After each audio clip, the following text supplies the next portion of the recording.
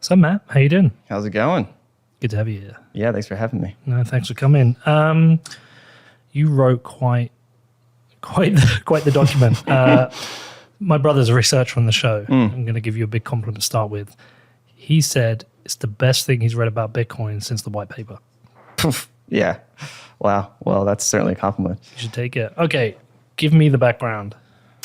Certainly. So I'll start with myself, since not many people probably know about me or kind of my background in this area. So I've actually started, in a more management consulting capacity for about 10 years now, more as a Bitcoin lurker than necessarily kind of very public about it. But really about a year ago, as Bitcoin really became relevant on a macroeconomic and geopolitical level, started to engage more publicly on Twitter about those sorts of issues, the intersection between Bitcoin and national security, just to kind of get my thoughts out there. Wasn't really intending to make much of it. And then just a few months ago, some folks kind of reached out to me and said, hey, we want to put together this think tank called the Bitcoin Policy Institute.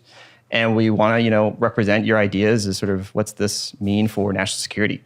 And I had some sort of ideas bouncing around in the back of my head about how to articulate this in a way that would be sort of relevant and sort of speaking the language of the folks kind of in the DC national security kind of community, the folks that I kind of spent the last 10 years working with.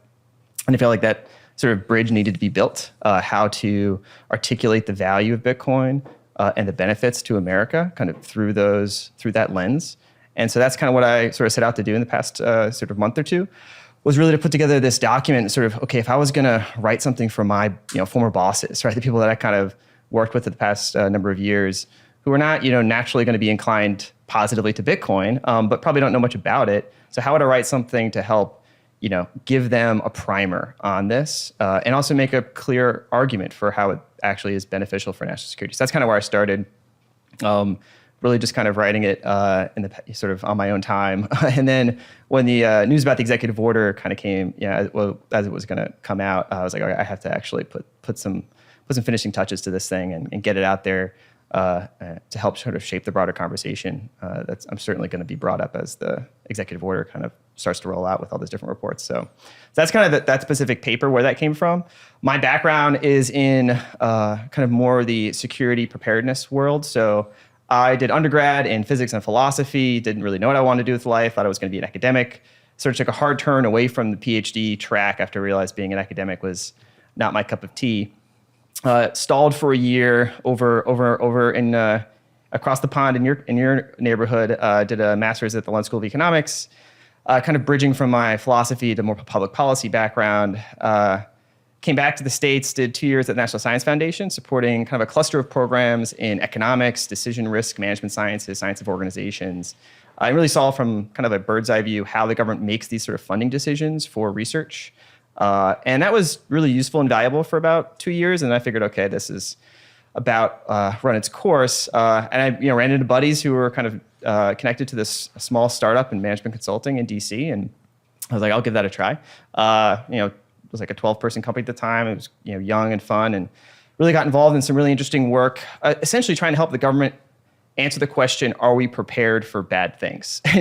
and try to answer that question in a rigorous way. So I've supported a number of projects kind of in that area over the years, both kind of in the quantitative side, so doing kind of quantitative analysis of the question of preparedness for the government and sort of the whole country. How do we answer the question, are we prepared for different scenarios? But also doing more practical, what we call exercises, essentially war games. So you have a bunch of hypothetical scenarios and you construct them, you sort of try to base them on what you think is likely under different conditions, and then you role play them at different levels of government or the private sector or both.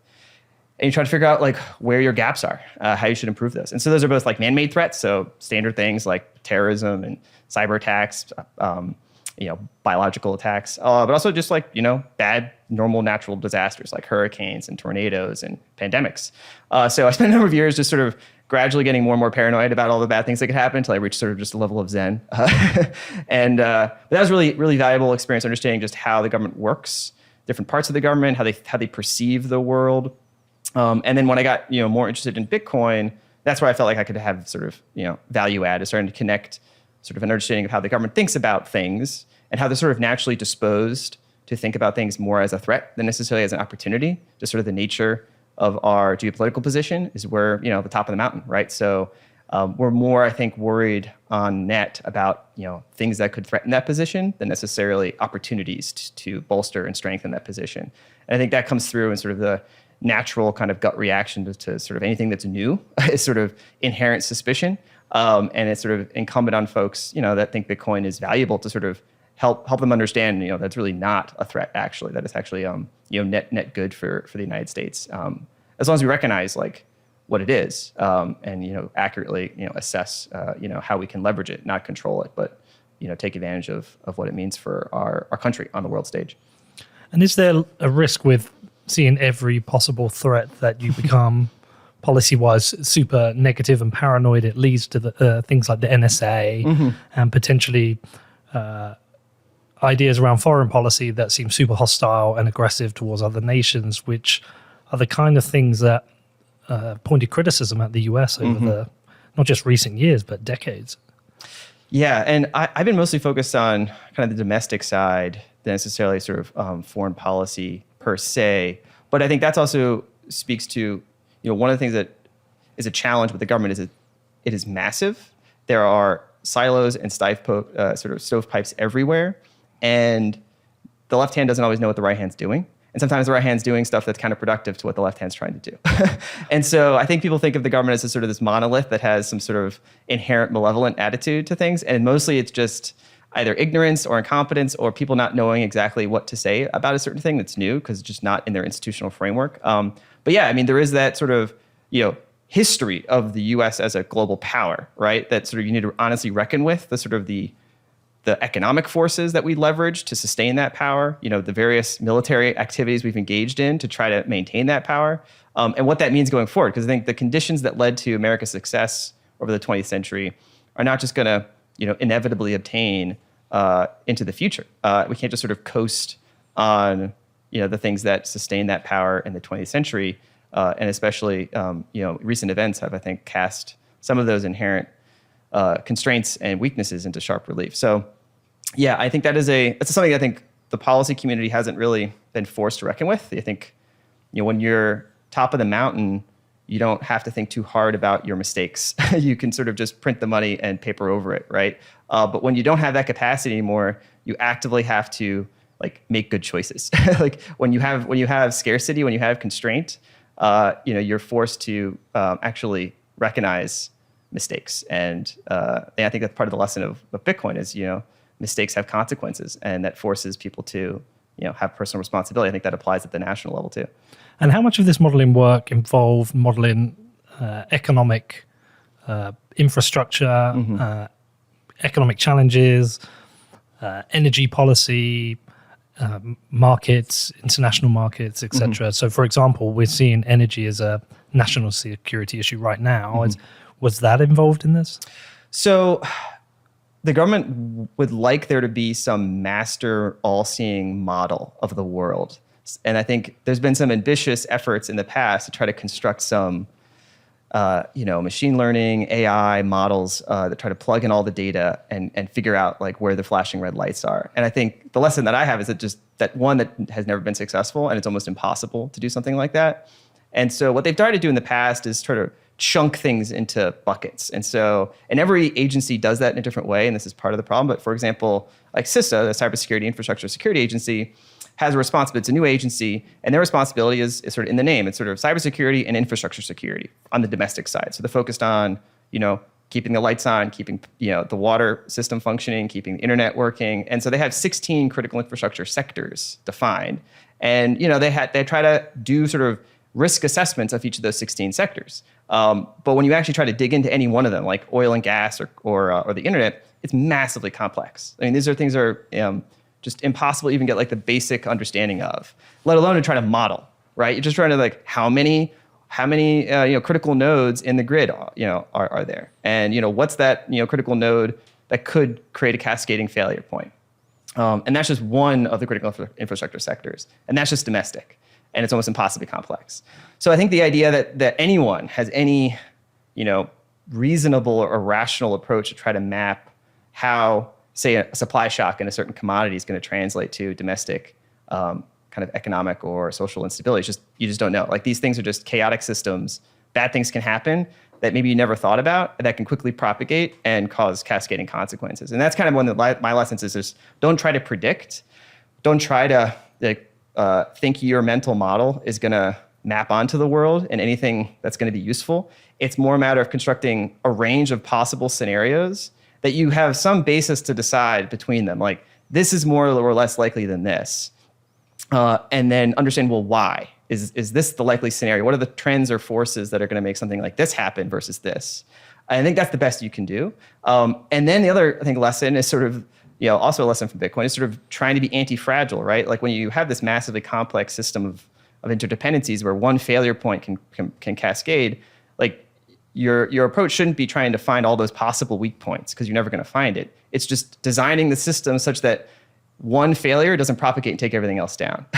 And so I think that applies to the monetary system, applies to just sort of governance systems. It's about making all the systems that we rely on in our daily life, which includes the monetary system, more robust, sort of to first order, and then ideally more anti-fragile, right? That it's actually going to improve over time as it gets stressed and strained. And that's the opposite of the system we have right now. Our systems across the board are very fragile, with all these interdependencies kind of tied together.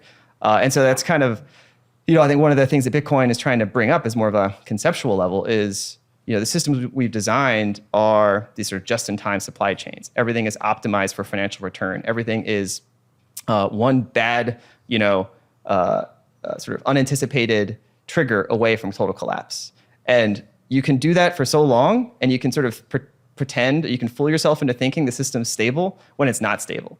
And I think you see this in things like the treasury market, right? Actions that we just saw with the Russian central bank is, I think, reveals a kind of, you could call it hubris, or you could just call it like a false sense of security. That like the system that has been stable for your professional life is always going to be stable. And that you'll be able to see sort of marginal weakness and respond in time before it spirals out of control. And I think like the lesson I draw from my professional background and other studies is just that is a mistaken kind of analytical approach, that you're not going to see those failures coming, and you're not going to have the warning. And so you need to think ahead of time and think through the what ifs. Like, what if the treasury market wasn't as stable as we thought it was? What's our backup plan, right? And I think if you don't have that backup, like my work in the government was all about like the what ifs. What is the bad scenarios? Even if they're not likely, well, what are we going to do? How do we proactively address those? And yeah, I think that's kind of for me like why Bitcoin is not like an alien concept to bring in. It's just it's one of those options on the table that we should look at, especially as we encounter a geopolitical situation that's, I think, bringing these tail risks more to the center of the probability distribution. Did Bitcoin click for you straight away when you discovered it? Because you mentioned earlier that you studied at LSE, and I'm going to make an assumption that you didn't study Austrian economics. So did it click for you straight away? Did it take some time? Did you dismiss it and then come back to it? Definitely did not click for me the first time. I think I had a typical Bitcoin story where, you have that one crazy friend, back in 2013 who tells you about it and you're like, this is your drug money. This is like your weird, magic internet money. So I totally dismissed it then. And then again in 2015, that same friend who was, kind of getting into it had started, getting into it more seriously. I think he maybe even started some sort of crypto hedge fund. I'm not sure how legitimate it was, but I remember having like a, I was on the other side, like, this is a scam. This is going to blow up in your face. And he was trading all those ICOs and everything else that was happening. So it was kind of hard to figure out what the signal to noise was. And it really wasn't until early 2019, I got more kind of intellectually curious about it. I was like, this thing hasn't gone away. Obviously, I was wrong to sort of think it was just going to go poof. So I started reading more about it. And then the pandemic hit and kind of shifted my reading away from Bitcoin to being like, what is this emergent virus in China? And so from January to March, that was sort of my intellectual focus. And then March happened. And then I realized sort of there was a fundamental shift now that was taking place kind of in the economic system. And I think I went through a similar journey maybe with Michael Saylor went through, which is like the magnitude of the response, both fiscally, monetarily, but also just like the social response. Like for me, like made Bitcoin just now front and center. It was sort of like, okay, stop reading about epidemiological studies and now read about, okay, what are the second and third order consequences of this going to mean for the global system? And that's when I think for me, like all the pieces came together as like a geopolitical issue. Before it was just like, what is the inherent kind of value proposition of Bitcoin as a sort of abstract state-independent money system? But then I thought about it in 2020 more as like, this is going to be a real macroeconomically relevant, geopolitically relevant phenomenon. And like that's where I started to see, okay, well, someone needs to start thinking about how to translate this to that audience so that as I think it's going to become, like we need to understand this to have like a proper approach to it, a proper strategy for it. But you also think it's an asset for the government. I don't mean an asset, like something you hold. Like it's there's a benefit to the U.S. government for having a positive Bitcoin set of policies, set of regulations. But do you have like a personal thesis? Because Bitcoin has a wide spectrum of speculators, adopters, companies, ranging from libertarians, anarcho-capitalists, people who think Bitcoin will end the state, people who think that Bitcoin is an asset to the state, people who think it's a check and balance on the state. It is a wide group of people with a wide group of considerations. And even more recently, starting to see more moderates and left-wing people come into Bitcoin, not just come in, but actually have their own personal thesis on why liberals should like Bitcoin. So do you have like a personal thesis? Yeah, and I think there's merit to almost all of those perspectives. I don't think they're not mutually contradictory. And I think Bitcoin is just it's first and foremost, it's a neutral tool, but it forms an anchor point for sort of different layers of social consensus. So the basic layer of social consensus that's anchored on like the technical rules of the protocol are the things like the supply cap, the block size, et cetera. Not political, right? There may be political in the Bitcoin world, right? There has been factions in the past that have split off, right? Like Bitcoin Cash, BSV, et cetera. Like those are political divisions within kind of the first layer of social consensus about what Bitcoin is. But I think we all agree that like there is now sufficiently hardened social consensus on that about what Bitcoin is. Kind of the core features of Bitcoin that we all agree on are the things we agree makes Bitcoin. But then there's other layers of social consensus, like other political attitudes, political philosophies, motivations for constructing social arrangements that people then anchor to that layer. And I think that's where people start to bring in their existing social and political attitudes. And that's perfectly, I'm a pluralist at heart. I think, those are what makes democracy great. People can have divergent views. It's just a matter of, constructing an arrangement where people can have those divergent views. I think Bitcoin is a delightful manifestation of that, right? You can have anarcho-libertarians and progressives all find value in this tool and think that it's going to be a good thing for their political objectives. And I say the more the merrier on that. And I came from more of a progressive background. I voted Democrat most of my life, despite being more in the kind of in the national security world. But I think there's an argument to be made that this does align with some of the progressive values, and so there's some folks in the space that have articulated that quite well. But I don't think that Bitcoin is a replacement for your political advocacy on those topics, right? If you think there's a certain social program that you want to advocate for, your job is to convince your fellow human beings that that's a good thing, right? And just like we try to convince other people that Bitcoin's a good thing, if you want to engage in political discourse, you have to convince other people that your ideas are good. So yeah, I don't claim any mantle to have like a special kind of unique political insight on that. But also to the point about whether Bitcoin is good for the U.S. government, that also comes back around to like the government is in our democracy, in my mind, is a manifestation of political, political consensus, right? We make our own government. We vote them in. And especially in our system, huge swaths of the U.S. government are political officials that come in with each new administration. And there is that civil service kind of, core bureaucracy that doesn't really change. But in our system, unlike in some other governments, the huge number, thousands of people come into the U.S. government every administration. And so you do have a lot of power to shape who those people are, what their views are. And if you think, that's the privilege of living in a democracy, is you can try to articulate your preferred, objectives and convince someone in a position of authority to follow that. I think that's like the job of Bitcoiners now. It's like, hey, I live in a democracy. I want where I live to be successful. I want us to be strong and secure and have an abundant economic kind of society. I want Bitcoin to succeed here. I'm an American. I want America to have Bitcoin be successful, here. I recently read the book, The Fifth Risk, which explains what happens every time a new administration comes in and how all these roles have to be filled. That kind of completely blew my mind how this works in each transition from one administration to the next. I don't think a lot of people outside political circles understand this.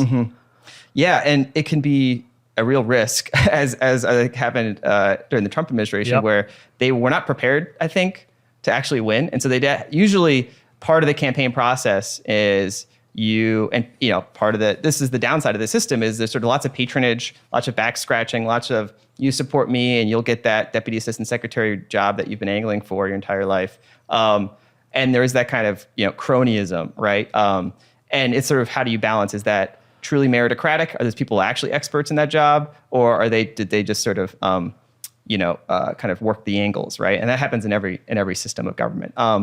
But it does also mean that there's a lot of turnover. It does also mean that if you are thinking in timescales of 4, 8, 12 years, it's not implausible to think that you could have pro-Bitcoin policymakers and officials in like positions of national leadership in these bureaucracies if you engage systematically in political advocacy. And that's why it's not this sort of, that's why people think U.S. government is sort of this impenetrable entity that is in permanent opposition to us or whoever us is. And it's actually not. It's a very permeable membrane. And that entity that you think the U.S. government is, on a reasonable time scale that you can influence, quite open to things that can evolve if given the proper pressure. But yeah, it does expose our system to risk where if administration comes in and just puts someone in a position that has no idea what they're doing, they can mess things up. Yeah. And so, yeah, it's sort of, that's the upside and the downside of having a system like that. And it does mean when I think it's 14% of American citizens have traded, let's say, crypto broadly, that in the next administration, there's almost certainly going to be some people in there who have access, hold, trade, but almost certainly have some access to or exposure to Bitcoin.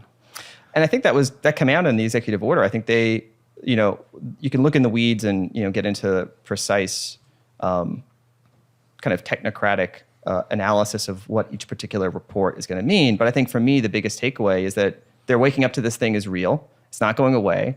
They need to actually understand it. And part of that's built on the fact that Americans have adopted it. If Americans hadn't adopted it, there'd be no digital asset executive order, right? And that's how these things happen, right? Like they happen from the bottom up. They generate sufficient kind of social and political reality that politicians have to respond to it.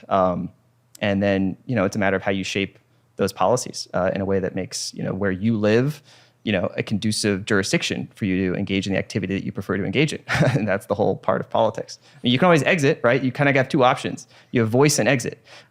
You can voice. You can try to, articulate what you want through the mechanisms you have at your disposal to influence, the rules that you're subject to. And you can exit. You can go somewhere else. And I think that's the other half of it, right? I think Bitcoiners have emphasized a lot of, right? Like, I can just pack my Bitcoin up and leave. I just need 12, 24 words and a passphrase, and I can, post up shop somewhere else. And I think that works for some people. Other people are, like, I like where I live. I like my neighbors. I like my schools. I like my friends and my family. And there's a lot of social and political costs that I don't want to have to take if I don't have to. And so, that's where the voice comes in. And I think you both need to, leverage both aspects of kind of what makes, you a force in your local politics or, your community. Okay, so the executive order, what was the TLDR for it? TLDR was, Bitcoin's here to stay. Digital assets are here to stay. The government has to get smart on these things. And when the government tries to get smart on things, it means writing reports. And so what you're going to see over the next few months are lots of different agencies all essentially hustling to try to put out these reports. And I've supported some of those types of reports in the past. And when you see a deadline that's 6 months, you mean that you have 2 months to write the report because it's going to take 4 months for it to go through all the different review processes. And I think this is sort of the starting gun for the government across the board to get smart on these issues. I think there's risks, right? That they move too fast. They use bad sources. They use biased sources. So part of our objective at BPI, Bitcoin Policies, is to ensure that there's accurate information at the disposal of the government and these different agencies that are going to be writing some of these reports, and just trying to help ensure that they have access to the right facts. And so there's things like Bitcoin and climate, energy, Bitcoin and illicit finance. The broader relevance of crypto assets to financial stability. These are going to be some of the hot topic items, as well as things like the central bank digital currency, right? So CBDCs. And so really, there's a lot in there. It really touches pretty much every major topic you could think of that digital assets would bring up. So I think it's a net positive sign. But I think we have to be cognizant of these are going to be, I think, relatively quickly produced reports, and they're probably going to be just the beginning of a long process as the government starts to engage on these different issues. And so, to Bitcoiners in general, there is a risk that the government becomes paranoid about these assets, puts in quite onerous regulations, surveillance, but there is also the flip side that they see the benefits to the country, the economy, the geopolitical situation, and become supportive of this. They could pull an El Salvador. Yeah, I'm reserving judgment, and I'm cautiously optimistic on net. I think there could be areas, right, where you see, just bad policymaking, that the government has done that before. But I also think Bitcoin in particular, I don't think there's a whole lot of latent hostility in the majority of those regulatory bodies to Bitcoin. I think mostly there's ignorance. There's sort of, neutrality, and now they have to figure it out. But I also think that there's they have to get smart on disentangling these issues that have now been bundled together, right? You can just throw like a headline together of like Bitcoin, Bitcoin Russia sanctions, and you just think, oh, well, Bitcoin is going to be helpful to the Russians to escape sanctions without actually analyzing the issue. And I think if they actually analyze the issue, they'll find that it's actually not useful for that. Same thing with like climate, right? Oh, Bitcoin bad for climate. But when you actually analyze the issue, you realize, oh, wait, Bitcoin mining exceptionally helpful to incentivize the build out of flexible load on the grid, which is what we need in order to meet our net zero carbon emissions. So like, I actually think if the government does study these issues, like they'll do like what we did, which was like, oh, wow, I didn't know Bitcoin could have that positive impact. And so I encourage all of that type of activity, because what you don't want is just kind of the cognitive inertia of just latent misperceptions or preconception bias to filter into policymaking. You want them to study the issue. And I think Bitcoiners have nothing to gain but seeing good analysis happen on these different issues, because I think the truth is a good story. And what's the process for this? So a report is written, you have 2 months, it goes into the review process, and then is it just made public for consultation? Does it come public with suggestions on policy for debate? What's the process on this? So the executive order doesn't explain all of those details, and I think each agency that's been sort of tasked with these specific reports may approach it differently. So I don't know if there's going to be an official like open comment period per se, but I do know that agencies are often receptive to input, right? If you send them a white paper, they'll read it, right? And so I think there's an opportunity to help provide good information, or just provide a place for the people writing those reports to go and get accurate information. And there's no shortage of good information in the Bitcoin space. It's just getting into a form and a format that like a government bureaucrat can like easily cite. And so it's like, oh wait, great, that Medium post has the best argument, but the government maybe not going to cite a Medium post. But if you put it into a nice template, right, with some good branding, they can cite it or they can use it. It's like just about giving it in a good format. So I think it'll probably be agency by agency, depending on the time scale. Some of them are really quick, like 90 days. Others they have like 6-9 months. I don't know in the majority of cases that you're going to have like an open comment period, because they're not making rules per se. They're not like, the government has all sorts of processes they have to follow if they're going to make like a new rule, and there's like rule making and sort of open comment period. But if they're just writing a report, just like, here's a report on this topic that you asked us for, Mr. President, they typically just publish it once it's done. And so you really have to make sure that like the folks writing the report have access to good information. But yeah, it's called a concurrence process. It sounds arcane, but that's how it works when you have these reports are written by usually one small group of people in one agency, and then they get routed to all the different agencies. And so anyone in those agencies and that's in that process can review it, provide comments, and there's just this churn of what are we going to say I've got an extra comma I want to add in here. And then once everyone agrees, then it passes concurrence and it goes out the door. So yeah, but I think that'll be, I don't think it'd be too much open comment period, but it'll be a useful, I think, indicator of where these different agencies are coming down on these issues. And we would hope that these people in preparing their reports would be speaking to people like yourself or anyone within in the industry who understands the key issues that are being dealt with here. The speaking to the wrong person, reading the wrong Medium post could lead to an article which misinterprets parts of Bitcoin or misinterprets what the risks are, and that can lead to a report that would be damaging for Bitcoin. Is that just a natural risk, or do you trust the kind of people who are assigned these projects have the ability to find the right information? I really don't know how to ascribe the probability to that, because these are a lot of different agencies. Some of them, I think, know Bitcoin and crypto pretty well, and they've been studying it per their authorities for a while. But some of these agencies have probably not really studied it, and so there is a risk that you could find someone just sort of get this dropped on their desk, and they got to do some quick Googling, and that quick Googling leads them to some bad sources. Now, I do think there's enough usually due diligence inside the government that even if there's sort of some, shoddy work done on the first draft, there's so many people that have to review this thing, and they know it's going to stand up to a lot of scrutiny, that it would be embarrassing for the government if they presented this report and had an obvious factual error, right? If it cited the per transaction CO2 cost, right? That would be so obviously disqualifying for its analytical rigor. That I think those sort of small ball errors would be corrected. But it's more of those strategic level things that we don't really know about. What's the bent going to be, right? And that's where, I think it remains to be seen. I'm cautiously optimistic on net, but I think you could see certain reports, that just come out. You're like, whoa, where did that come from? That was sort of out of left field. And there's going to be so many of these reports pushed through so many of these different agencies all in the next 6 months. The government just usually isn't that efficient, right? And so they have to push those things that quickly. You can have maybe mistakes get in the process. So we'll see.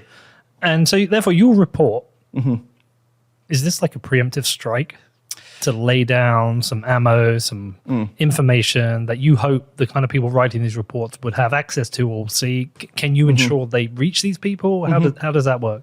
Yeah, I mean, exactly, right? So the first is putting it out there and then getting eyeballs on it, and folks then can read it, right? And then there's, there's someone inside, Department of State. I'm going to email it to them, right? For example, right? And hey, send this to whoever you think might find it valuable. There's no problems with that. That happens all the time in the government, right? Where people submit good ideas, white papers, even op-eds that are helpful to kind of shape the conversation. So that's something that I think we're definitely going to try to do. Specifically in my white paper, it was certainly, I'd say, first geared towards that, but also more at a larger level, trying to frame the strategic view of Bitcoin in some of the more kind of, I'd say, critical national security questions that really the EO itself doesn't even address. The EO, I think, takes a very narrow kind of technocratic approach, which is these specific issue areas that align to the certain kind of bureaucratic structure of these agencies, the SEC, Treasury Department, et cetera, write a report on this specific topic. But really there isn't anything in there, except for maybe the Commerce report on kind of a national strategy that is really at that sort of 10,000 foot level. Where is American power in 2022? How does that stack up against the challenges we're facing in the world? How do those challenges? How do those result from the structure of the monetary system that we've been coasting on for 50 years? And what are these friction points that might be turning into fractures in that global order that are going to challenge the American power structure that the whole point of the EO is to kind of, or is the premise of the EO in the first place. And so that was kind of the point of my paper, was to sort of zoom out more and really call for a national Bitcoin strategy, which the EO doesn't call for. It's sort of more technocratic issue by issue, getting smart on what Bitcoin or crypto assets mean in any one of these different areas. I was trying to zoom out and say, well, we have some more fundamental issues we have to understand and address, and then understand how Bitcoin could play a role in helping support the national security of the country, given a really dynamic kind of global environment that's not necessarily the one that we thought we were going to face a year ago. So when you started producing this, were you naturally drawn to any specific topics? You thought, okay, yeah, this is a big win, economics or energy. Where were you drawn to first? So if you've been following kind of the national security conversation for a number of years, right, like China is always at the top of the list, right? And that's one of the few topics in DC that sort of gets somewhat loose bipartisan consensus, is a belated recognition that China is a serious geopolitical competitor.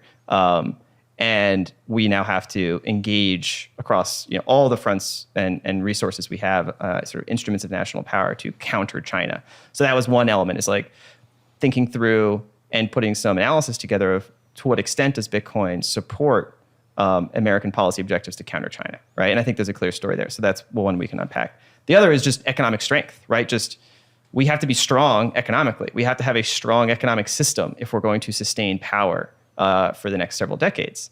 And it's pretty clear that the current economic model, the current economic system, the global economic system, the dollar-based U.S. Treasury reserve system is frail and not exactly a firm foundation upon which you could imagine projecting American power for decades to come. So those were the two aspects of that really drew me to it, was sort of countering China and then sort of reinvigorating sources of enduring national economic strength. The third, which I think is also an important story, but is more, kind of softer, is sort of the values story. How does Bitcoin align with American values?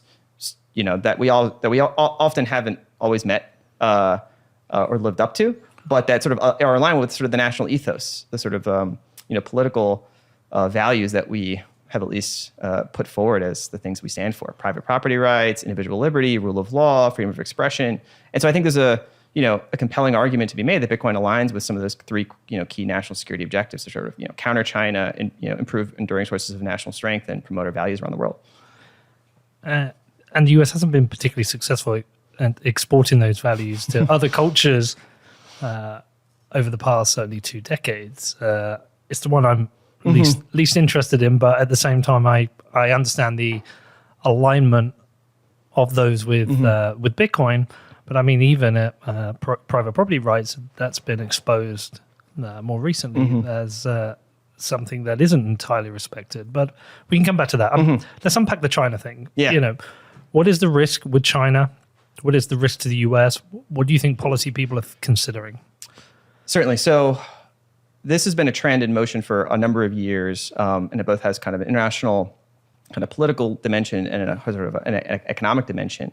And really, you can go back to, in my mind, it starts with the Nixon trip to China in the early 1970s, which not so coincidentally, was at the same time we sort of shifted from the sort of gold-backed standard to kind of a pure fiat floating exchange rate system. And if you think about where the U.S. was in that period, China and Russia as sort of strategic powers dominating Eurasia used to be in a pretty close partnership, but always had kind of like a frenemy status. And I think Nixon's trip to China was kind of the major strategic victory, peeling China off of that sort of Russia strategic partnership, which is a critical strategic victory for the Cold War because it divided Eurasia. And while China was relatively weak, it allowed us to sort of focus our collective efforts on sort of a counter-Soviet strategy, which worked, essentially outspending them and leveraging the dollar system to outspend the Soviets, essentially spend them into the ground. And then what you saw in the 90s was a kind of a hyperpower era where the US was kind of the only power really that could run the world system. And so you had the Soviets were in hyperinflation, total collapse. China was strengthening, but was still very, very weak. And the 2001 was really the major pivot because you had China coming into the World Trade Organization. We gave them most favored nation status. And between 2001 and 2021, the story of the last 20 years has been the story of both a rising Russia and a rising China. And I think that is a key area where Russia and China have sort of now becoming increasingly converging in sort of how they approach confrontation with the Western system. And we've sort of only belatedly woken up to that. And so China has really been the dominant partner driving that strategic long-term objective. And two key things that they've done in recent history to sort of drive that objective have been the Belt and Road Initiative, whereby back in 2013, they made a fundamental shift in how they engage with the dollar system. It used to be they would take the dollars that they get from us when we buy all the goods we import from them, running these massive trade deficits, and they used to recycle them into U.S. Treasuries. And that was a nice virtuous circle where we were able to keep our debt funding costs low, but we, in exchange, had to sort of outsource our industrial base, our manufacturing base, right? Sort of the classic Triffin's dilemma. But in this case, it had a geopolitical aspect to it because it was strengthening this major power in Asia, giving them factories, giving them expertise, giving them intellectual property, and really, allowing them to build up the military. And in 2013, they made a pivot from essentially that's when the purchase of U.S. Treasuries peaked, and they redirected those dollar flows into overseas dollar-denominated lending. As part of this massive campaign called the Belt and Road Initiative to spread their influence around the world and to buy up and secure strategic access to sort of hard assets, ports, land, natural resources, but also to do, political corruption, right? In weak governments, right? Spread the money around and sort of bring governments into the sort of the Chinese political orbit. And they're using our dollars to do that, right? And so not a really great strategic move, right? The US dollar system essentially being weaponized against us. And so that was the first move, was BRI. Now the second move is the digital yuan. And so this is basically a key element of a longer term objective the Chinese have to disentangle themselves from the dollar system, to not make themselves as, Russia has seen, one click away from having your Forex reserves, your foreign exchange reserves just sort of deleted from your account. And I think this is now going to accelerate a move that had been underway, but more in kind of a latent fashion. But their objectives with the BRI plus the digital yuan is essentially to create a new sphere of influence that can leverage their technology suite of both monetary technology, the digital yuan, as well as kind of the export of their surveillance technologies. So, to run a country like China and maintain unitary control as a communist party, you need to have invested in a lot of technologies of control and surveillance. And so that's what they've done. And they were really good at doing, facial recognition and tracking everyone and monitoring everyone. And those are technologies that lots of governments around the world also want to install. And so there's a compelling kind of authoritarianism as a service that China is offering to governments around the world, essentially a whole kit of monetary technology, surveillance technology, as well as this sort of financial support.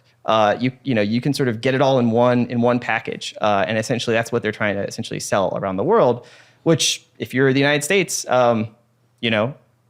you could see it as just another country playing the same game that the British played, that the Americans played, but now using 21st century technologies, is sort of a game of kind of neocolonialism, right? And if you're the United States, that's a threat to you, right? Because that's a strategic competitor on the global stage, not just like a regional competitor. And so, that's the China threat if you're kind of thinking it from a national security perspective. And so one of the arguments we make in the document is, well, people around the world don't really want the renminbi, right? Like, you have to sort of either force people or bribe their leaders to get them to buy into the system. But it's not like there's a whole lot of people around the world screaming for the yuan. A lot of people around the world like dollars. Like, they want dollars. They don't want their local currency.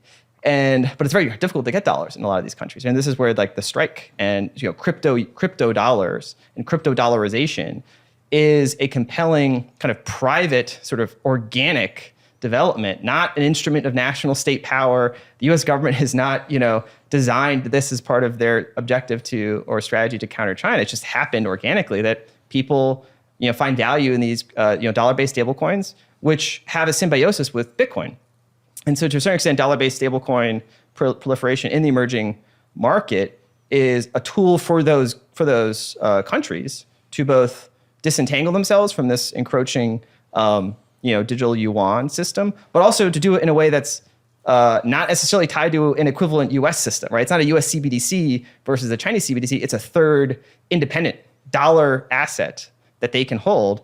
And they can, now exchange it, in peer-to-peer ways and participate in an ecosystem. And I think as Bitcoin monetizes, it sort of greases the rails for that crypto dollarization. So there's sort of a natural symbiosis between as Bitcoin spreads and Bitcoin's adopted and the sort of industries in those countries become more sophisticated around Bitcoin and sort of the different financial tools that are available, apps like Strike, that, the dollar sort of just comes along for the ride. And so you have this sort of, you can look at a country like Nigeria as a good example of these two systems kind of starting to come into kind of, this is kind of the battleground. And because the leadership in Nigeria, at least, I'm not an expert on Nigerian politics, but China has made Nigeria a pretty priority target for BRI. And, Nigeria has their own CBDC, mixed success. But they have strong relationships with China. They have bilateral currency swap agreements. So like at the elite level, there's an alignment with China. And obviously a strategic objective to try to get the digital yuan kind of more formally sort of tied in with the Nigerian CBDC. But the organic individuals in the population don't want that. They're using Bitcoin, they're using stablecoins. And so it's gonna be interesting to see how that evolves in a country like Nigeria, where you have those sort of two phenomenon happening. One is sort of top-down, imposed from the government, more China kind of inserted, in this sort of organic dollar Bitcoin kind of phenomenon. So that's I think for me going to be a test case for how these systems are sort of going to compete with each other. And again, entirely independent from any like U.S. initiative. It's just happening on its own. It's as like part of my point is, it's fighting the fight that you're not fighting, and it's doing it in a more effective way than you could probably ever try to do. If you try to come out with a CBDC and sell a CBDC to Nigerians, I don't know. Are they going to take that versus the one they've already been using for years that's already working, that already has market penetration and already has a bunch of apps and is effectively adopted? Like, just let the private sector do its thing, and it's winning the fight sort of on its own. Is that why there hasn't been too much over-regulation of digital dollars, Tether, USDC, etc.? Because there is a recognition that it's doing this job internationally. I think, again, the government is not a monolith. And so there's some people in the government whose their job is counter-threat finance and anti-money laundering. And when that's your job, that's all you care about. You don't care about a counter-China dollarization 10-year strategy. That's not your job. That's not what you get. That's not in your performance review. Your performance review is stop sanctions evasion, stop money laundering. And for you, if that's your job, then like Tether is maybe a problem for you, right? Now, I think there's a mixed story there, right? I'm not an expert on Tether, but I think it's been castigated for certain of those nefarious uses. But I also think it's been used very positively in supporting some of this kind of crypto dollarization efforts around the world. So again, it's kind of what your perspective is in the government is sort of what your job is, like what you're rated on, and sort of what you're concerned about is going to be usually a very narrow slice, and usually a very kind of like the problem of today, as opposed to more of a strategic, longer-term objective. I think that's part of the thing I try to point out in the paper is we need to think more strategically about these things. Yes, there's going to be these problems, these sort of issues you have to understand that maybe are more like tactically relevant to particular agencies, but like what is your approach to this phenomenon writ large? And how can you take advantage of, or at least not hurt, the sort of organic forces that are trending in a positive direction? But yeah, I think things like stablecoins are top of mind across the board when it comes to regulations, much more so than Bitcoin per se, because of those very issues. Because it is a form of a dollar that's outside the control of the U.S. government, and that's not exactly a new thing, right? Like the whole Eurodollar system, which basically was birthed in the 50s because the Soviets needed to trade with dollars, and they had bank accounts in Europe that allowed them to store their dollars and trade, and those weren't routed through a U.S. bank. So there's always been offshore dollars, and the majority of dollars have always been offshore through banks. But I think but after 2008, one of the major reforms were to try to clamp down on sort of dollar proliferation, sort of crazy derivatives and offshore kind of leverage that ultimately, if it blew up, central banks would have to come in and bail it out. So like, if we're going to have to bail this system out, we need to control it. And so they've tried to put in mechanisms to limit kind of proliferation of offshore dollars. And stablecoins are like now a new version of that. And so I think what you could see is regulation of stablecoins, especially in the United States, where they're essentially forced to hold cash equivalent basic treasuries on their balance sheet. This is another thing I point out in the paper, which, if you think that the US government's fiscal position is not going to improve anytime soon, you're going to need to find more buyers for US treasuries. Russia's not going to buy any more treasuries. China's probably not going to buy any more treasuries. Euro area, they got their own issues. hedge funds will buy treasuries as much as they can trade it.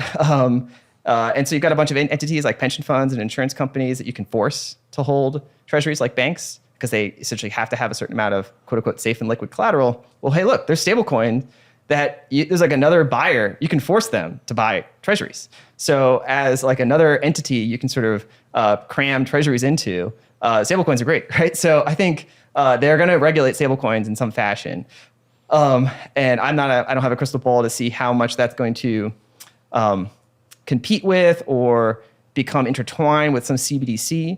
But I think there is going to be something like whitelisted, regulated stablecoins that are going to have some, and that's where the fight is now, right? How much do they have to be registered, have a banking charter, and what are those? Do they need all those other rules? But they don't make loans per se. So that's where the fight's going to be. I think there's going to be some resolution to that probably though in the near term.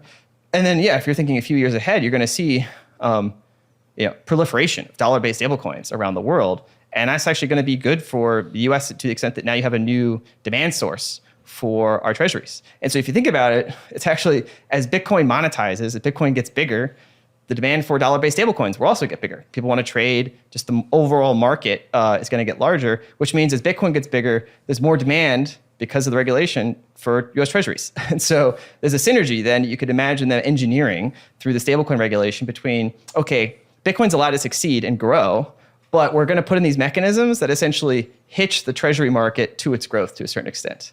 And so as Bitcoin monetizes, the endogenous demand in the system for U.S. treasuries also rises. And so instead of thinking of the U.S. Of the Bitcoin as a threat to the dollar, it's, at least if they keep this mechanism engineered correctly, it could be sort of mutually beneficial.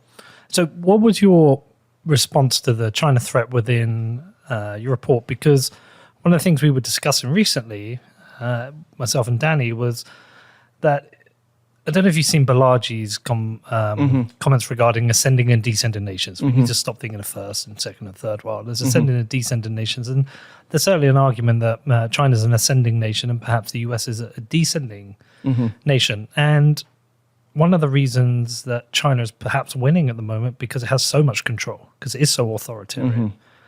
And for the US to be able to compete with that, it's not like the US is going to go down a control route. And are they going to do a better job of control? So if they aren't, does a pendulum swing the complete other way and it wins on a freedom? Traditional American values of freedom and decentralization. The republic is decentralized. America's traditionally considered a free country, free speech, free values of freedom.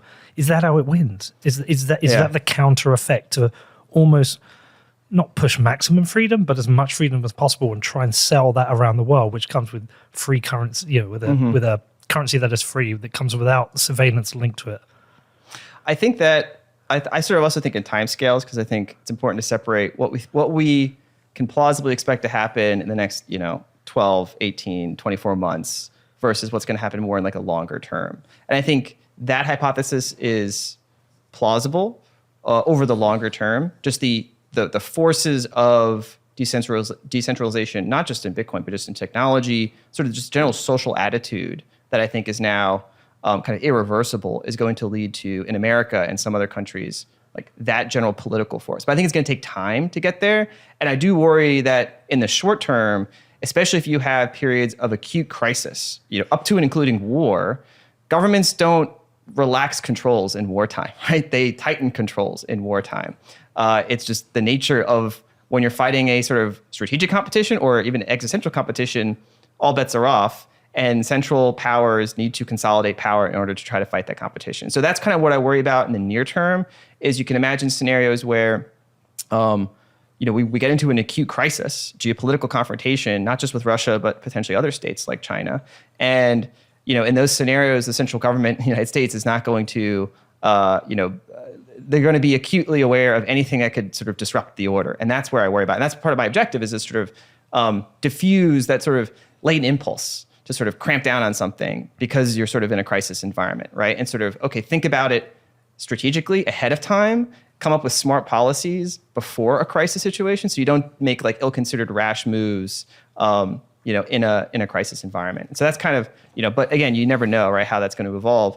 But I do think over the longer term, Balaji's thesis is well-founded, although I've studied China quite a bit, been to China a number of times. And again, it's hard to, it's an easy thing to model with some numbers. And if you look at Ray Dalio's numbers, and he's got some great charts in his new book of sort of rising powers and declining powers and some of those key metrics that sort of how to measure relative power. And I think those are pretty definitive. And if you look at the chart, you can see kind of American power like peaked like 20 years ago, and it's been sort of in a pretty rapid descent, and China's power has been in a pretty rapid ascent. And we're not quite crossing, but we're close. And you can look at all sorts of measures, right? Like global trade, GDP.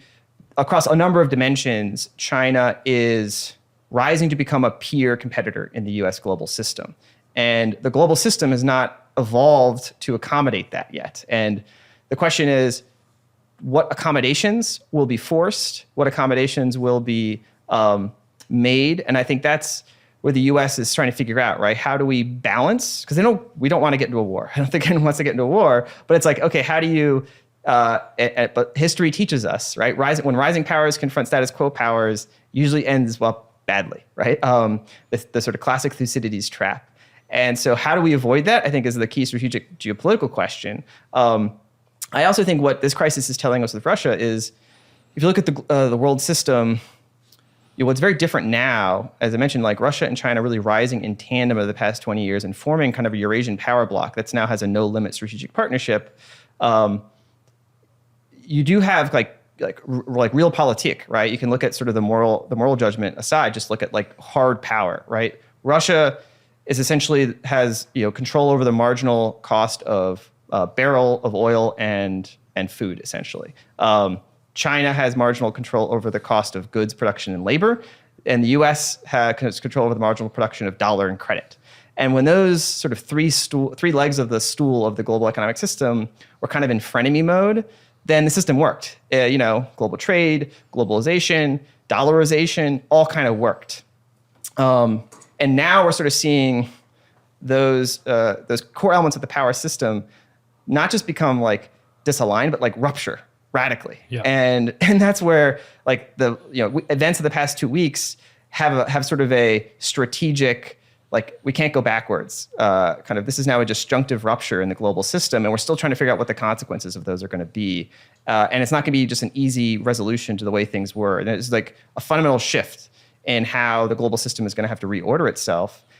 And I think it places renewed sort of urgency for the United States to figure out, oh, well, the power we held in that system, the control over the marginal cost of dollar credit, was an extremely, it's like if you compare to the other two, was like the dominant power. It allowed us to price those things. It allowed us to control the demand for those things, because we can essentially control the marginal price of those things. But when sort of one element of that stool says, no, we're not playing the game anymore, you need that system isn't going to work anymore. And so you can imagine scenarios, and some like senior well-respected analysts on Wall Street have woken up to this just recently and started to see, well, what does this mean for the dollar system? What does this mean for the fact that China can now essentially gobble up cheap commodities from Russia at a time when the rest of the world is going to face runaway inflation? So we're going to face $150 barrel oil or something like that or more, and food riots because wheat and phosphate and other critical commodity exports are going to be severely constrained. And so you're going to see runaway inflation in net importers of stuff. We have to import most of our stuff. Luckily, energy we're pretty good on, but the rest of the world not so much. Whereas China, but we're still very vulnerable to kind of acute inflation of those things. Whereas China can just buy up cheap Russian commodities, right? This is almost analogous to essentially like the subprime crisis, right? Where you have you thought that you had good mortgages and bad mortgages, and they're basically all rated the same, so you could essentially trade them the same. That's oversimplifying, but basically you had the market did not discount the value of subprime mortgages appropriately, and then when they all of a sudden had to value them appropriately, a whole bunch of other derivatives blew up. Now in the commodities market, like Russian oil is subprime oil. It's now bad oil. You can't trade it. And so there's a lot of potential financial risks that could come from that. But what it also means is now, essentially China can buy up distressed assets. And in this case, they're core commodities, food, oil, other kind of critical inputs. And China, has a voracious appetite for those things. And as look at it from a strategic perspective, Russia may be, really bogging themselves down in Ukraine. Hard to say how that's going to play out, but it doesn't seem to be like it's going to result in a net win for the Russian economy. So net, they're going to be weaker and more reliant on China. So now China gets essentially, to tuck Russia under their wing and get access to cheaper commodity imports, while the West faces sort of runaway inflation that's going to really strain our fiscal position and potentially threaten, our core monetary structure. So I think that's what I worry about in the near term, is just what happened in the past 2 weeks took these sort of long-standing trends of a rising China and kind of this Eurasian alignment of power that eventually was going to challenge sort of the global order, and then brought everything to a head. And then when you have a crisis like this, you make strategic decisions on a weekend, right? It's like, just like the Lehman Brothers, crisis happens on a Friday and then bailouts on a Sunday. You had invasion on like a Wednesday or Thursday, and you had, central bank of Russia being sanctioned on like a Sunday. And that was like an unprecedented strategic decision that they made very quickly, which, I'm sure you could argue in history books about the merits of that, but that's a strategic decision that you made very quickly, and that you probably could not have conceived of the sort of second and third order consequences. And that's what we're going to be seeing in the next few weeks and months, is what are the second and third order consequences to the global system, the global order, as these sort of cascading effects unfold. What is the role in Bitcoin against Russia on that long-term scale? What is it you think the role is?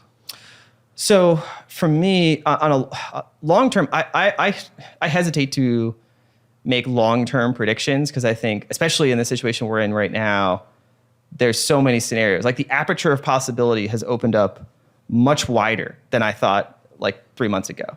And so the range of scenarios goes from, really, really, really bad to like decently good. I right now, I don't have a hard assessment of where it's going to shake out. But I do think, if Bitcoin is successful, in the near term, this is kind of, you have to separate out kind of timescales. It just needs to act as an alternative, because I think one of the things that the lesson of both kind of, say, Canada as well as the Russian central bank move is that what you thought was like a risk-free asset isn't a risk-free asset. And the world economic system was predicated on there being risk-free assets, namely dollars in the bank and U.S. treasuries for foreign central banks, that could be like your just go-to savings vehicle, whether you're a nation state or an individual. And what we're finding is that there is a risk to those risk-free assets, that there is a tail risk that maybe isn't so small that now you have to discount, whether you're an individual citizen or you're a central bank reserve manager. And so individual citizens, their decisions en masse have a collective impact, but takes some time. Foreign central bank reserves managers, they also have a lag, but those are going to be more strategically important. And so what for me is going to be fascinating is, obviously gold is probably going to be the first thing to go to as like a neutral reserve asset, at least in the near term, just because that's like the next closest thing. But I do think you could see on the margin, certain countries like at Singapore, you could see other maybe more forward-leaning countries in the Middle East that decide, hey, maybe we'll take a 5% allocation in our reserves to Bitcoin. And I think that's what was a year ago, that was completely hypothetical. Like, I would have been like, yeah, maybe one day some central bank, like, that's not just like playing around or some kind of podunk country, but like a legit central bank with a material amount of capital moving into Bitcoin, it was entirely a theoretical proposition. I think what's happened in the past 2 weeks has made that now like plausible in, I don't know how long, but you could see it in the next year or two. And I think that to me is kind of a game changer, right? It's like, that just sort of shows, and what that means, whether Bitcoin can accommodate that, right? That's a matter of just, okay, now it's now going to play in a different game, right? Now it's going to play at a whole nother level. And I just think, things happen faster than necessarily even like hardcore Bitcoiners are like psychologically prepared for. And what are those institutional structures' response to that going to be? Institutional structures don't like change to happen too quickly. They want it to happen on a predictable course. They want to have strategic plans that have like a multi-year, set of actions. Bureaucrats don't want to have to work on the weekends, right? So like they don't want to see this system just break. And so I think it behooves sort of policymakers, at least right now, because I think the timescales have sort of certainly been dialed up, that they don't have time to just sort of coast, that they actually have to get smart on this thing and understand what's happening, and come up with a coherent strategy. And is it plausible for the US government to take a 5% position? So again, lots of things are possible. I also think that it may not even be necessary. We have plurality of the mining hash here. We probably have a plurality, maybe the majority of actual Bitcoin in custody, whether it's in institutional grade custody, individual holders in the United States. And as long as we remain committed to the rule of law, like we stand to gain from our national balance sheet from Bitcoin's appreciation as a reserve asset, right? Well, also the innovation and the companies, the majority of the large Bitcoin companies are here. Exactly, right? And not just the sort of market value, but the intellectual capital, right? Yeah. That people are attracted to come to the United States. It's a safe place for Bitcoin. It's a safe place for innovation. Like that is a compelling theme that even in the absence of these geopolitical trends would be really positive. And I think it's just, places even more wind behind those sails. So yeah, to a certain extent, I can imagine the United States having some allocation to Bitcoin in the far future, but I'm not sure that it makes a material difference as long as they, like for me, I want the majority of Bitcoin to be owned by individuals, right? Yeah. So if the Federal Reserve eventually, they'd have to change some of their rules or hold some special purpose investment vehicle to hold an asset like Bitcoin. I don't think it's a plausible thing in the near term, especially because I think the way that it's going to evolve is Bitcoin as a reserve asset in the near term is useful for the United States to buttress trust in the US government. Because the reason you hold a treasury security in the first place is you have trust in the US government. They're going to pay you back. They're going to maintain a relatively stable fiscal and monetary policy. And so you have confidence that you put your money in a treasury, you're going to, get your coupon paid out. You're not going to lose in real terms. Well, we're obviously seeing kind of a structural trend towards financial repression where bondholders are going to have to get hosed, right? And we've put in a whole bunch of kind of rules, Basel regulations, other kind of capital requirements that sort of lock up the big pools of capital and force them to buy treasuries, which makes treasuries like a less attractive asset to hold. But if Bitcoin can help, at least on the margin, sustain a bid for treasuries in this sort of transition period, right? Where people, if there's a lot of Bitcoin that's worth a lot more in the United States, that improves the taxable base for the U.S. government, like in the long term, which improves the fiscal health of the country, right? Essentially recapitalizing. And to a certain extent, if you think about, right now, like the two candidate neutral reserves assets that exist is gold and Bitcoin. Well, we hold a lot more Bitcoin relative to the rest of the world than we hold gold relative to the rest of the world. And so if you were to monetize gold and sort of shift to a new gold peg standard, Russia's going to win a lot. India's going to win a lot. China's going to win a lot. Yeah, we'll win too because we have a decent amount of gold. But net, our adversaries gain more than us if gold were to be remonetized. And a lot of gold bugs, Peter Schiff would win, right? So we can't let that happen. Whereas Bitcoin, China's kicked Bitcoin out. So if Bitcoin were to monetize, marginally more than gold were to be remonetized, US would gain disproportionately relative to China. And so if that's the end game of this monetary phase transition to a new regime where you have a neutral reserve asset that underpins still fiat currencies and treasury issuance, then Bitcoin is sort of our ace in the hole, right? The game that Russia and China seem to be moving towards is a multi-currency regime where gold is pegged to essentially the price of commodities. So they control hard assets in their mind. They control hard assets like gold. They control hard assets like commodities, energy, food, et cetera. We control the printing press. And we've been able to kind of keep that system going. But if the world shifts to a hard asset-backed regime, they're going to be net winners in that regime. And so that's why the US is fighting so hard against it, right? Because we would lose if that were to be the new regime, or would there be a rebalance of power? I wouldn't say we would lose strategically, but it would be a new balance of power arrangement. But also, large parts of the world would, as you mentioned, prefer to have access to dollars. Mm-hmm. And we've seen that with Tether. Mm-hmm. We've seen that in certain markets whereby there's high inflation. People talk about, buy Bitcoin, but reality is they want Tether. You speak to Alex Gladstein. If you're in Palestine, you want Tether. Mm-hmm. You want stablecoins. If you're in Turkey, you want Tether. If you're in Argentina, you want Tether. Mm-hmm. You might have some Bitcoin, but that relationship between Bitcoin for the long term, dollars for the short term, and the fact that most of these exchanges have that natural on-off between dollar and Bitcoin, which doesn't really happen with the digital yuan and Bitcoin, actually strengthens the US on both fronts. So there's a logical reason to promote Bitcoin and have the world remonetize on a Bitcoin standard. Add to that, the US tends to lead the way on policy for the rest of the world. If the US banned Bitcoin or over-regulated Bitcoin, Europe's going to follow, other parts of the world are going to follow. But if the US leads the way with that, perhaps you're going to see countries, certainly the UK, because we're kind of lapdogs for the US, sadly. I can almost see our policy shifting to match the US's. So there's a massive incentive on the economic side to become pro-Bitcoin stablecoin at the same time. Yeah, and there's competing, like there are going to be certain winners and certain losers, right? There's certain, like Wall Street has sort of, pegged their fortunes to the sort of treasury machine, right? Like U.S. treasuries are the foundational collateral asset in the global dollar derivative system. And there's a lot of money to be made by essentially being close to new treasury issuance and then being part of that sort of whole chain of repo and reverse repo transactions that allow you to, collect a spread on every transaction made with a treasury around the world. And treasuries, that's their primary use case, is as sort of funding collateral in this massive global dollar system. And so those people that play in that world, they have some of their fortunes pegged to treasuries need to stay valuable. I think my point is you want to eventually do this transition where you just need a new reserve asset at the base of that funding pyramid, but a reserve asset that actually can sustain, that actually has people's faith in it, right? And if people lose faith in the viability of the treasury long term, well, then the whole global dollar system can collapse. And so that's where the Fed has been in sort of stopgap mode ever since really. I mean, you could peg it to the taper tantrum 2013, but really accelerated in March 2020, where like everything that they've tried to do is try to patch another leaky hole in the treasury dollar system.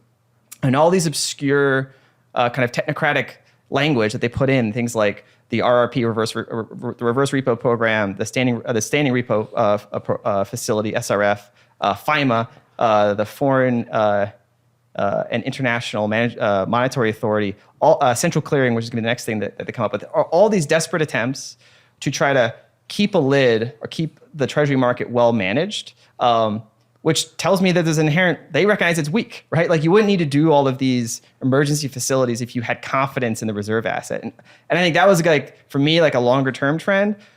The things that just happened with Russia and the central bank sanctions, I think is also going to be a light bulb that goes off in a lot of other people's minds about confidence in that foundational reserve asset. And so if you have another foundational reserve asset that you can sort of start to monetize, that you control more of, you can sort of keep the system from breaking. It doesn't have to be a radical collapse rebuild, although that could happen and you want to avoid that. So you want to try to think ahead of time and think through a strategy so you can transition to a new system with minimal disruption. The other key point about Bitcoin is as a reserve asset, like individuals in Nigeria can't hold a US Treasury, right? Only like their central banks. And so there's an inherent power imbalance that system sets up, where the reserve asset of the world can only be held by certain institutions, which means those people have the power. If Bitcoin, as an initial reserve asset, is held by a majority of the population as opposed to the central government, that shifts the global balance of power. And I don't think we've thought through the second order effects of that, where not just like a money, which is useful for medium of exchange, but most people don't spend all their money in a day, right? Most of your wealth is in a reserve asset, is in something that you think is going to hold long-term store value. That's where the majority of like the economic energy of the world exists. And so when that exists in a form that's like in Bitcoin, I think you have dramatic second-order effects that would be positive for democracy and sort of individual participation in their governments. Are there other parts of the economic side of things we've not talked about here? Economic inclusion. How much do you consider wealth disparity as a part of national security? Very much so. I mean, if you look at some of those long-term trends, I think also come from Ray Dalio's book of kind of inequality structurally and how it aligns with periods of social instability, right? And you can sort of see this on the map, like 1930s, rising inequality, period of populism, rise of fascism, rise of communism, sort of social order starts to break down. Very bad for national security.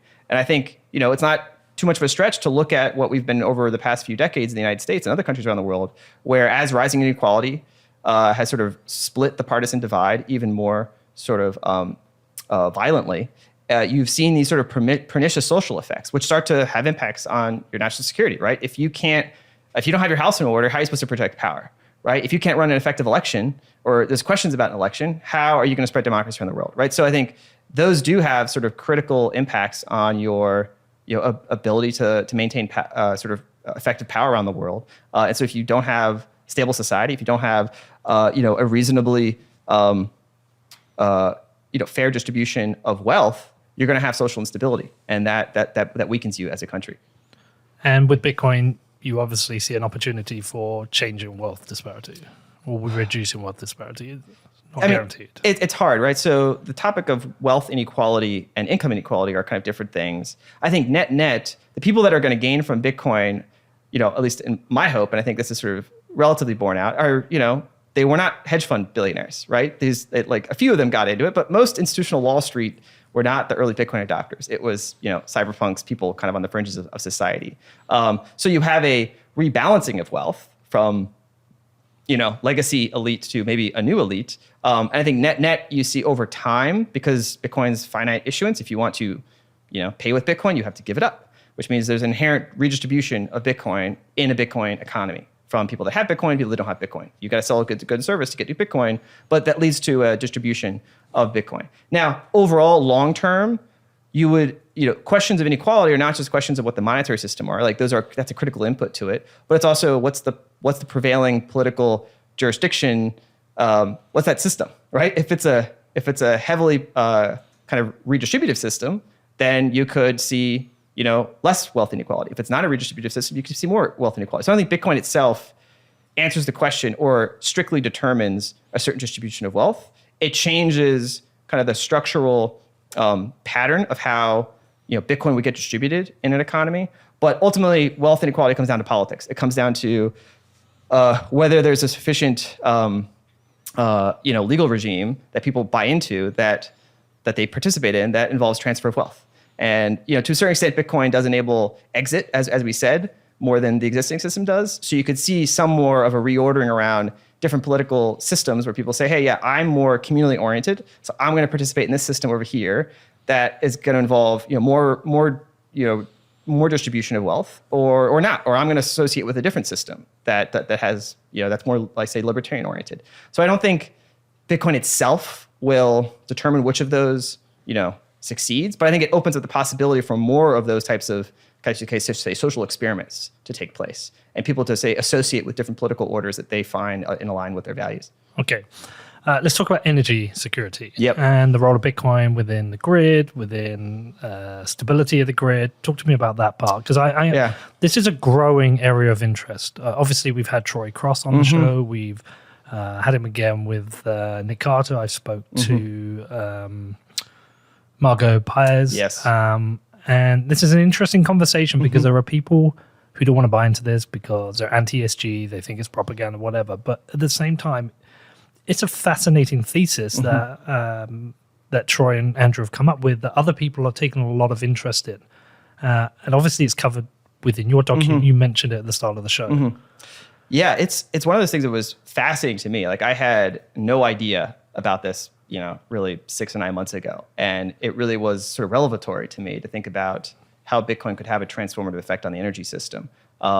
And it's sort of the near-term things we can see right now, but then it's also sort of the far future, which I know Bitcoiners love to speculate about, this hyper-Bitcoinized world, future of human civilization. You can have those great sort of bar conversations. But I think practically speaking, in the near term, there are some really tangible and material things we're going to see Bitcoin have effects in the energy grid in the next few years. You're already seeing some pretty powerful case studies in Texas, in ERCOT, where a number of companies are engaging in very sophisticated ways with the grid and with renewable development. And so you see, I think, a few different patterns of development, and that's how it sort of speaks to the sophistication of the market here, and how this sort of industry has sort of popped, I wouldn't say out of nowhere, but become like a real force and a relevant consideration for how energy systems, the regional energy systems, do some of their planning and their long-term kind of design. And so things like monetizing stranded energy assets, right? Folks have talked at length about flare gas mining, stranded sort of hydro, stranded wind, where it can't be connected to the grid. And so you can monetize the wind generation before you've had time to build out connection to the grid. But then once you're actually connected to the grid, certain grids, especially in Texas, have become much more sophisticated about offering what are called ancillary services, which, grids are, dynamic systems, and they try to keep things to a stable frequency, roughly 60 hertz. And when load comes on or load comes off, that frequency control can bounce out of their kind of threshold. And they have a bunch of demand response programs where they tell some factory or industrial production to turn off or turn back on. And that tries to keep the grid stabilized. Bitcoin is a unique form of controllable load because they can sort of scale up and down their power demand. And that's exceptionally valuable to the grid because now they can have a much more fine-tuned response to keep the grid stable. And as we bring more electricity generation onto the grid to meet some of our net zero objectives in the future, we need to have much more flexible load. I think Troy Cross's number was like 10 times more flexible load on the grid. And right now, like the typical sources of flexible load cannot do that. We can't just create 10 more pulping, kind of warehouses. Like Bitcoin's the only industry that could plausibly scale 10x and offer that type of flexible load to the grid. So it's like, to me, it's like a strategic sort of manna fell from the sky. Like we had this impossible goal. We need to 10x the amount of flexible load on a grid. There's no industry that exists that can do that for us. Bitcoin shows up. And it's like, yes, we're like literally designed to do that. You've got the grin that most people have because it's kind of ironic because Bitcoin has historically been attacked because of its energy usage. And now it provides this new solution, something that Satoshi would never have planned. We originally started with GPU mining. So to get to this point where the attack vector has now become the defense is super interesting. That's why I'm like, I always see the grin on people when we discuss this. I think there's gonna be a lot of those stories too. Like we're still at the first inning of this, right? And no one could have predicted this a few years ago. And so I think about what else are we not seeing that's going to be coming down the line as Bitcoin scales, and what are those sort of second and third order kind of industries and industrial effects that we're just now starting to maybe get an inkling of. And one of them that I see a little bit further down the line is like chip manufacturing, right? Yep. Again, also critically connected to sort of strategic national security is chip manufacturing, semiconductor fabs.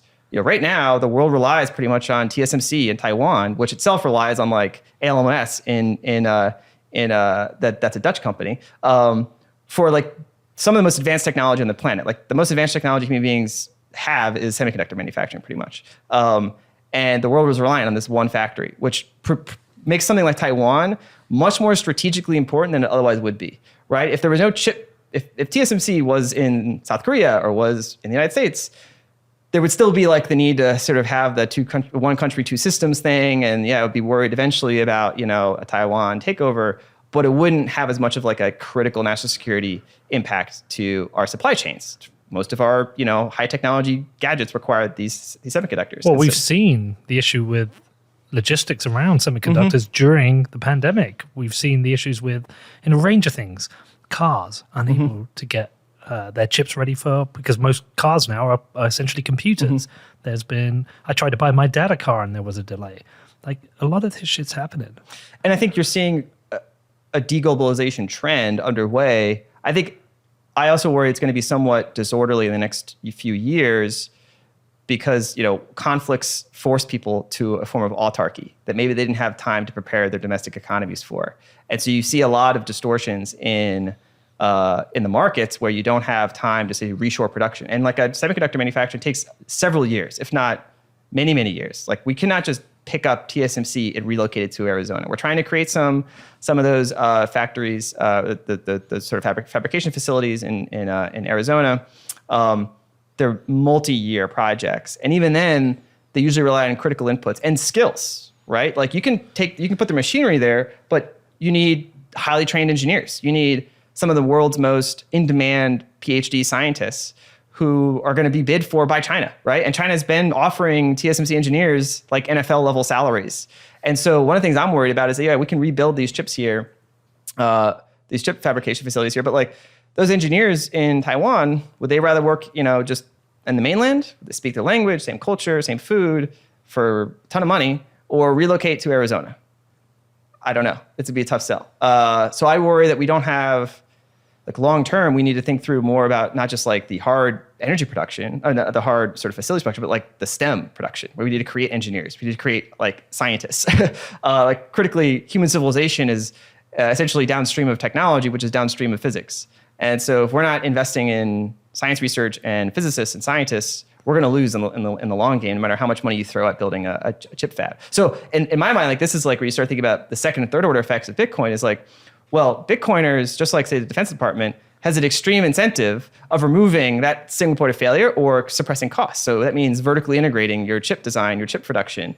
So you can imagine a scenario where Bitcoin is, driving even more powerfully the incentives in the market to, innovate in that sort of environment, but also, bring it into a jurisdiction that they think is politically reliable. And maybe Taiwan is not politically reliable in the long term. So that's where you see Bitcoin, itself as a market force is supporting national security endeavors, but doing it, on their own dime, essentially. And so if you want some support to do that, maybe help Bitcoin succeed, and it will, act as a force enabler for those objectives.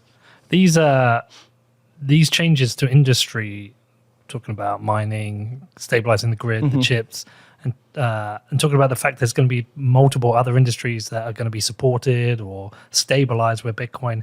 I think that's one of the most fascinating things about Bitcoin now, is that it's gone beyond the point of just peer-to-peer money, but actually it's this entire organic beast that is changing so many things we're not prepared for. And to me, it fascinates me. And I think the other part is the social effects, right? Of course. You see, Austin, the city we're in, is, there's sort of the network effect, the sort of intangible cultural effect of having a new industry get created. There's the companies that get created, there's the innovation, there's the capital raises, all that's great, jobs, money. But then there's like these sort of intangible cultural energy, right? And sort of ultimately societies need that in order to survive long term. It's not just dollars and cents. You need a sense of cultural objectives. You need to have, the flourishing that then comes from having wealth, right? Then you can invest in things that are maybe not like pure necessities. You can invest in things like art and music and have other cultural production. Modern art? To each their own, right? I'm not an art critic. I want to buy a Rothko with Bitcoin. I've got my 5-year-old's paintings on the refrigerator. Those are my favorite art. Yeah. But yeah, I think, cities like Austin are a really interesting kind of leading edge example of how you can have Bitcoin manifest a kind of more intangible cultural impact, which, cities have an economic incentive to generate, right? I think you've seen mayors start to compete for this. Maybe they don't even understand what Bitcoin is. They get confused sometimes, crypto, whatever. But I think you're seeing net like the general evolution of recognizing this as a trend, not just a technology trend, peer-to-peer money trend, not just like a neutral reserve asset for the world on kind of this geopolitical level, but just as a cultural phenomenon. It's a social phenomenon at its heart. And that's just getting started, I think, right? Like Bitcoiners have been around for a while. Bitcoiners talk to other Bitcoiners about Bitcoin all the time. It's hard to imagine how that's going to play out when there's 10 times more Bitcoiners or 100 times, more Bitcoiners, right? Like what that means for the broader sort of cultural production. And that's what I'm also excited about, right? It's kind of more that sort of, that's the impossible to predict part of it. Okay, talk to me about American values. I know you mentioned it's not the strongest part of it, but it's still relevant. Yeah, well, I think, again, this is where, you can be cynical. You can say at the end of the day, it's just hard power, just money. And that's what makes people make decisions, right? So I don't want to oversell the values piece because I recognize at the end of the day, people respond to incentives. But I do think part of at least what we hold up as our sort of national ethos is worth investing in and worth finding any tools we can actually apply to support it. And I think, folks like Alex Gladstein, the Human Rights Foundation, have really articulated this in the sense that Bitcoin is not just like a human rights messaging tool. It's not like you're just doing an initiative to generate awareness and fundraising. It's like a tool. It's a tangible resource and a tool that people can use to better themselves.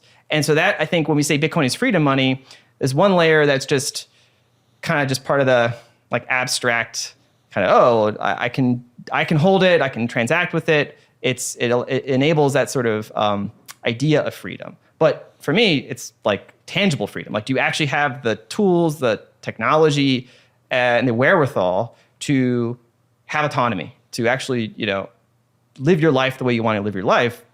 And that's like practical freedom, right? And do you have a practical tool that can enable that freedom? And so that's where, for me, where rubber meets the road, right? Where Bitcoin as a freedom tool is not just like a highfalutin kind of statement, but it's like, okay, like, Jack Mallers, right? Like developing a technology that gives a new capability in the hands of individuals around the world they didn't have before, that enables a certain type of kind of autonomy that didn't exist before. Freedom is going up, like in a measurable way, right? Not just sort of in an abstract, conceptual way. And so that's, for me, the more powerful relevance of Bitcoin as an enabler of American values, is like it actually allows us to tangibly spread those values, not just as like a human rights campaign.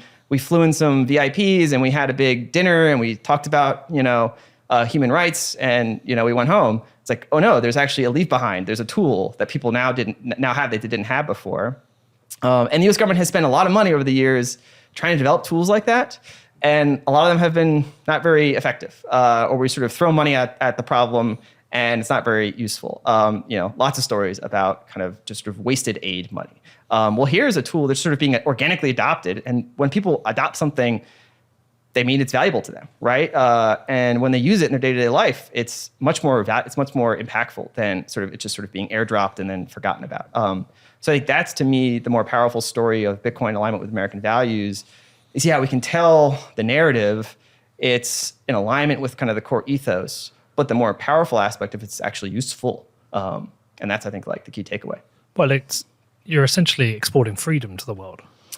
Yeah, in a certain sense, you want to give people, and that's, I think, goes back to the geopolitical conversation, also translates to individuals, right? And the current system around the world is like resources are naturally concentrated and concentratable, and systems of government and systems of power are going to find all the mechanisms they can to try to concentrate those resources. And when the money system, such as it's been designed, relies on a reserve asset that only a few select institutions can control, and the limits of access are extremely high, and therefore the knock-on effects of the distribution of wealth and power are associated with that become concentrated, that a Bitcoin adoption acts as a decentralizing force, but that empowers individuals around the world. And that, will run into frictions. It's not, I don't think, like, I'm also realist enough that I don't think it's necessarily an omnipotent force. So I don't think it's inevitable per se, maybe in a long enough time frame, but I think it's a powerful force that didn't exist before. And to the extent that, like, the United States desires the outcome that force is achieving on its own, should remove the barriers to its success. So I think net, like, I don't think the United States needs to do a whole lot proactively to support Bitcoin. It's almost like a do no harm approach. It's like it's already doing the things that you want to achieve, and it's doing it on its own. And when we say it's really just individuals doing it because they're incentivized and driven by the Bitcoin kind of motivation structure that gets set up. And so that to me is like, there's a lot of other projects that want the Bitcoin, that want the government to, carve out a certain special status or protection or legal designation. All power to them, right? Bitcoin doesn't need that. Bitcoin just needs sort of more hands off. It'd be great if they were smart about it and understood how to leverage it in clever ways. But at the end of the day, it's going to be successful. So just make sure you're in alignment with that powerful force. Don't get in the way. Yeah. Me and Danny were talking about the potential downsides, and it was funny. Once we started running through them, it's like, well, are these downsides? Like, there is a chance with the growth of Bitcoin that it actually starts to devalue the dollar. More people hold it, less people want to hold the dollar potentially. It also tax and spend. It's like a harder asset to tax unless you add masses of layers of surveillance, which we don't really want because that is putting a barrier in the way. It could lead to smaller government. Maybe nothing ever usually leads to smaller government. But then we started to realize there are perhaps downsides for the state itself as a beast, as a growing beast. Do you consider downsides? What are the things you consider with this, or risks? Yeah, and I think we need to be, one, intellectually humble, right? Like, trying to predict the future if Bitcoin didn't exist is an exceptionally difficult task, right? Hedge funds, presidents, governments around the world, their sort of job is to try to look to the future, predict, and then take actions to steer towards a favorable outcome. And that's usually not successful. So I think when you're trying to predict the future without Bitcoin, exceptionally difficult. Trying to predict the future with Bitcoin adds additional layer of complexity. So I sort of go into that question with just be humble, because I have no real idea, right? So you're trying to map out what are the trends, what are the forces that you think would be reinforced with Bitcoin, which ones would be mitigated, and what would be the sort of the net changing balance of forces that could lead to a certain state of affairs. And so I think you're right to point to some of those forces, right? Decentralization, empowerment of the individual over a collective. Those are all forces that certainly point into one direction. The question is, does that reach to a new equilibrium that is like purely on one end of the spectrum? Or is it just mean that you sort of shift from maybe more centralized to less centralized? It's a force that pushes in that direction. The question is, how far does it push you along that spectrum? And what other kind of material conditions, geographies, political cultures, sort of contingencies of where you are and what that system is that are going to affect on how far that force can go, how far it can move. And so I agree with you directionally. The question is on what time scale and how far, and in what places. And that's where you have to answer that question. I think you have to be really specific. You have to say, in the United States in 10 years, given this assumption about the strength of that force, countervailing forces, potential scenarios that could mitigate it, then this is the likely eventual outcome. And that's how I think in terms of scenarios. I don't think of just this one outcome. I think of this is the trend, and I agree with you, that is the trend. And so if you're thinking in terms of risk, it's also, well, risk from what perspective, right? Exactly. Certain people think a certain outcome very desirable. Other people think it's the end of the world. And so, again, I sort of wrote that from the perspective of the national security apparatus who's reading this, who thinks any challenge to the existing order is itself a threat. And so it's about accommodating to that viewpoint of what's a risk to a certain control that they have now that Bitcoin would present. And maybe the net outcome is positive for humanity, for Americans in general, but it challenges a certain, say, instrument of national power that they rely on. And to the extent that maybe they think that instrument of national power could be modified in some way and still be effective and meet its, say, well-suited ends, like preventing criminal action while not harming individual use of a freedom tool. Well, that would be a desirable outcome, right? If you can mitigate bad things while not harming any of the good things, that's better than restricting good in order to prevent possible bad. So I think, there's like a lot packed into the question of the future of the state, the future of monetary policy, the future of taxation. And I presume, no special perch to answer those questions. I think folks like Balaji have a certain kind of idealized view of how these things will sort of evolve in equilibrium. And I like that approach as like an intellectual schema. He has like the CCP, NYT, BTC axis, and he thinks, these are kind of going to be the new poles of the global order. It's great. It's a great kind of tagline. I think it's more messy than that. I think it's going to be a much more kind of complex sort of just disorder. And Bitcoin is going to be like a new force in that disorder. And it's going to allow reorderings of certain systems. But I think just, disorder is itself a force. And, the world that we've lived in for the past number of years, the one thing you could say like the global dollar system did is it created for the folks in the West a sense of artificial order while sort of exporting the disorder to the rest of the world. Yep. Right? It was we're going to live fat and happy with stable incomes, rising wealth, stock prices over here in the West, and then all the wars and all the famines, all the disasters happen everywhere else. And so, I think folks in the West need to recognize that was an aberration. That's like a historical oddity that came at a cost, right? There was no free lunch there.